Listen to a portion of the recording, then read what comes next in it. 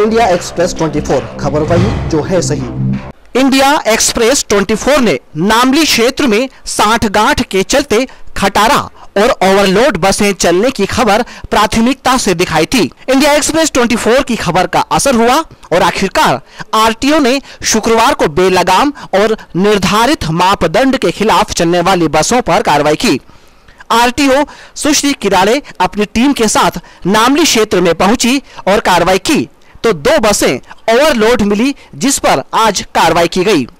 इसमें मुझे शिकायत मिली थी कि यहाँ पे नामली में नामली है ना, हाँ, नामली में बहुत ज्यादा बसें जो है मतलब बिना परमिट चल रही है, बिना फिटनेस चल रही है। इसकी चेकिंग पे आई थी, अभी बिना फिटनेस तो नहीं मिली। जो बिना फिटनेस बस थी वो आज पहुंच चुकी है फिटनेस के लिए, और ओवरलोड जरूर मिली बस, तो उसको हमने जब्त किया है। सूत्रों की माने तो आरटीओ विभाग यदि गंभीरता से कार्रवाई करता है तो ग्रामीण क्षेत्रों में चलने वाली बसों और स्कूली बसों में कई खामियां सामने आ सकती है।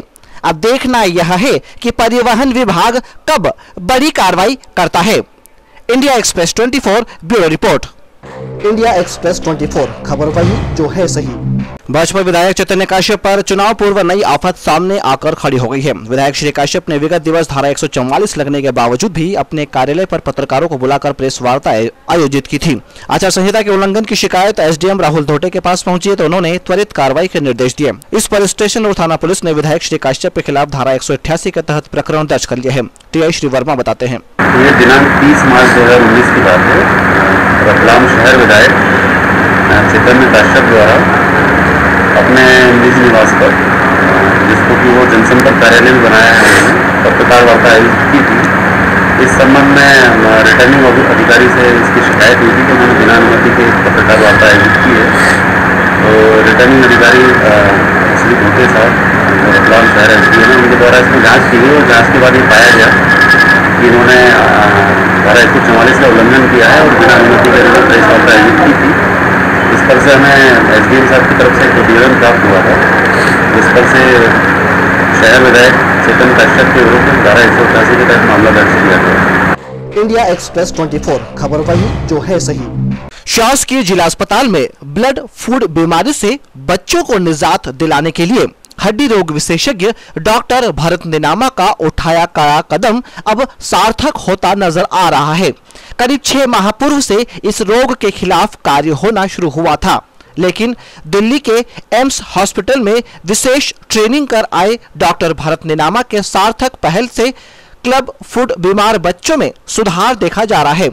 आनुवांशिक बीमारी के खिलाफ इस मुहिम में डॉक्टर नेनामा स्वयं पालकों से काउंसलिंग करते हैं और पालकों को समय समय पर बुलाकर इलाज करते हैं। डॉक्टर नेनामा बताते हैं, ये आनुवंशिक बीमारी है, कंजेनाइटल डिसीज बोलते हैं। इसमें बच्चों में जन्मजात टेढ़ापन रहता है। क्लब फुट है, मेडिकल लैंग्वेज में क्लब फुट या सीटी भी बोलते हैं। और ये जन्मजात जब बच्चा पैदा होता है तभी ट्रेस हो जाता है, तो अपने पास अगर विदिन ए वीक जितना as early as possible reporting अगर हॉस्पिटल में हो जाती है तो हम उनका इलाज सप्ताह के अंदर ही चालू करते हैं और 4-5 प्लास्टर चलते हैं इसमें, और 2-3 महीने में बच्चा पूरी तरीके से ठीक हो जाता है। उसके बाद 1 महीना ऑपरेशन करके और उसको ब्रेस पहनाते हैं। जो ब्रेस 4 से 5 साल तक ब्रेस पहनते हैं, सीधा तो हो जाता है पर उसको मेंटेन करने के लिए स्पेशल इसके जूते आते हैं जिनको मेडिकल में ब्रेस बोलते हैं, सीटी ब्रेस। इस उपचार से 13 वर्षीय बालिका अब सामान्य बच्चों की तरह चलने की ओर अग्रसर हो गई है। इंडिया एक्सप्रेस 24 खबर वही जो है सही। अप्रैल माह में गर्मी की तफन इतनी बढ़ गई है कि लोगों के हाल बेहाल होना शुरू हो गए हैं। इस भीषण गर्मी की चपेट में आज दोपहर आलोट जनपद के कर्मचारी अशोक शर्मा आ गए और आरपीएस स्कूल में चल रहे प्रशिक्षण के दौरान गश खाकर गिर गए। गंभीर अवस्था में तहसीलदार प्रेम शंकर पटेल अपने अधीनस्थ कर्मचारियों के साथ उन्हें जिला अस्पताल लेकर आए, जहां डॉक्टर दिनेश भूरिया ने उनका उपचार किया। उपचार के बाद कर्मचारी श्री शर्मा के स्वास्थ्य में सुधार हुआ है। इंडिया एक्सप्रेस 24 खबर वही जो है सही। बाल चिकित्सालय के पीछे स्थित एमसीएच में आज दूसरी बार बच्चा बदलने की कहानी से पुनः अस्पताल प्रबंधन शक के घेरे में आ गया है। हुआ यूं कि धार जिले के ग्राम कोद निवासी प्रेमचंद चौधरी की पत्नी सागरबाई को 3 अप्रैल को अस्पताल में भर्ती कराया गया। आज सुबह डॉक्टर सविता खंडेलवाल ने अपने सहयोगी डॉक्टर के साथ सागर चौधरी और सुगंधबाई की डिलीवरी कराई और नर्स ने पूनम चंद चौधरी की मां को नवजात बेटा थमा दिया। बाद में बेटी थमाने से परिजनों ने बच्चा बदलने की आशंका जाहिर कर स्टेशन रोड थाने में शिकायत दर्ज कराई और मुझे बिडवाल से रेफर करके बदलावर पहुँचाया गया, बदलावर से रतलाम पहुँचाया गया। 2 तारीख को हॉस्पिटल में हमने रात को 3 बजे हमारे मिसेस को भर्ती करवाई। 3 तारीख को 10:05 पर हमारी डिलीवरी हुई। तो पहले बताया गया मेरी मम्मी को कि भाई आपको लड़का हुआ, और 20 मिनट बाद वापस उनको अंदर लेके फिर बोल दिया गया कि लड़की हुई है। हमें सर डाउट है सर, तो थोड़ा DNA टेस्ट करवाना। इंडिया एक्सप्रेस 24 खबर वही जो है सही।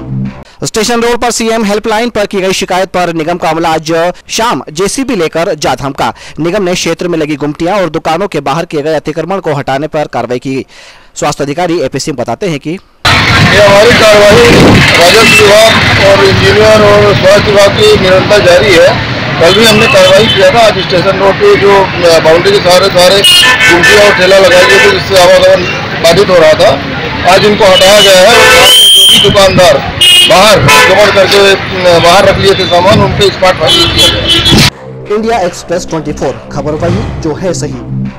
आलोर तहसील में शॉर्ट सर्किट से 3 गांव की फसल चौपट होने की घटना ने किसानों के होश उड़ा दिए। ग्राम निपानिया क्षेत्र से आग की शुरुआत हुई तो निपानिया होते हुए इसामपुर के किसानों के खेतों तक जा पहुंची। आग इतनी भिड़ंत थी कि वह खड़ी फसलों से लेकर करीब 30 से 40 खेतों में फैल गई।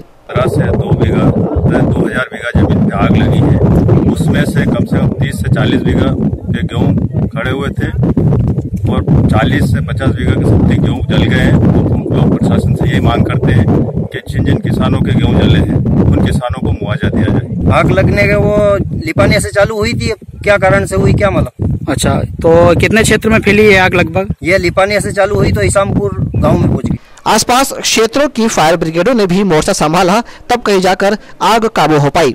लेकिन आग की तीव्रता ने एक फायर लॉरी को चपेट में ले लिया, जिसमें ड्राइवर भी झुलस गया। सूचना मिलते ही आलोट एसडीएम चंद्र सिंह सोलंकी अपनी टीम और पुलिस प्रशासन के साथ मौके पर पहुंच गए थे। श्री सोलंकी बताते हैं कि करीब 3 गांवों में आग लगी, करीब 150 पौने 200 एकड़ के आसपास है। जो गेहूं काट लिए गए हैं उनकी तो कहीं दिक्कत नहीं, पर जो गेहूं पूरी तरह जल गए हैं उनका हम RBC 64 के तहत नियमानुसार सहायता राशि शीघ्र दी जाएगी। इंडिया एक्सप्रेस 24 खबर वही जो है सही।